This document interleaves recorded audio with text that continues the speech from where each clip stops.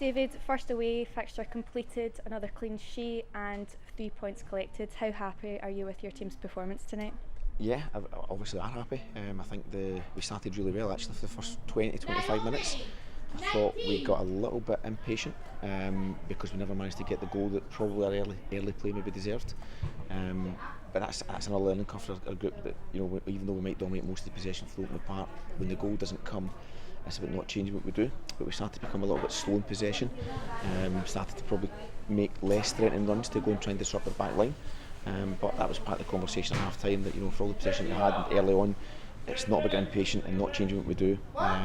We also had to be prepared for the threat that they had, which was almost going against the counter attack, and having to deal with second phase in our defensive area as well. But the bit you touched on with the no goals against is key as well. I think our defensive line have done excellent tonight as well to hold quite a handful in terms of the striker away from their box as often as they possibly could by winning first and second balls, and generally just making sure that they didn't get any threat in our box. There were multiple chances throughout the first 45 minutes. What was the key messages in the dressing room at a goalless half time? To trust our quality, because for all the possession we had, we slowed down the tempo. At key moments we get close to the box, we need to pick the tempo up a little bit, either by a dribble, a pass, or going to commit somebody and playing 1-2s, etc. But we kind of just got to a point where we were kind of a little bit static. So we had to change that a little bit and encourage them to believe in themselves. We never really spoke to them about having a shot for distance, and Cole McCallum goes and does what he does and putting one right in the top corner, which is a terrific strike. And sometimes when the game is the way it was, we couldn't really break down that defensive unit. It takes that to change it, and it was a terrific strike, and it certainly helped us settle down a little bit. And how important was it for the boys to keep their composure and patience in the first early minutes of the second half? Yeah, we spoke about that as well, where we've impressed a little bit about not rushing to escape from pressure, trying to invite pressure to where we've got the ball and play through that. Eventually we think it's right, but when they do go, it's to go quickly. And again, it's just backing themselves. They can do that. There's no need for them to escape pressure. They can play in 3v3s and 4v4s in small spaces until there comes the right time to go and hurt them. And I think the second half, as I say, that was a key part of how we played as well.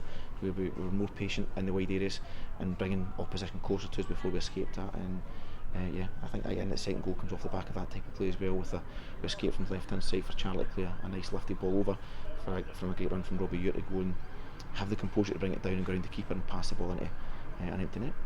And Robbie Fraser started tonight and he made some excellent runs down the wing. How happy were you with his impact tonight? Yeah, happy with all their impact tonight. But yeah, Robbie's come in there, having not played at the weekend, and it's always difficult or disappointing when you don't start a game. So he's come in there. I think the first half he's got himself into some decent crossing positions, of which some coming quite well, some maybe just a little bit more composure when they got there. Second half again he got himself quite hard to pitch again, so he's good at doing that. That's part of his game. It's important to take advantage of those moments and try and up our end product when we get there, either by the final cross or by when Robbie does get it in, that we have bodies attacking the box to make sure we give ourselves a chance. And Spartans are quite a physical and older team, so how important is it for the boys to be exposed to this type of game? Yeah, I think that's part of the challenges we had tonight, because for all the pressure, the possession that we had, we could break down what was quite an experienced back line. So they know what they're doing. They're there to protect their goal. They don't need to win the ball. They'll just need to make sure it's difficult for us to get through. So that's key.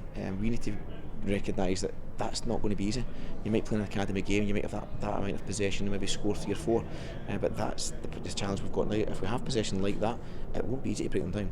So it's a key message we've just spoken to them there after the game, that we have to remain patient but still believe in what quality we do have, and trust ourselves to go and be 1v1 dominant in an attacking sense, whether it be, as I say, attacking a trick or a combination play, but that's going to be key for how we go forward. And these 2 games have been really a good learning curve for to try and work on that going forward.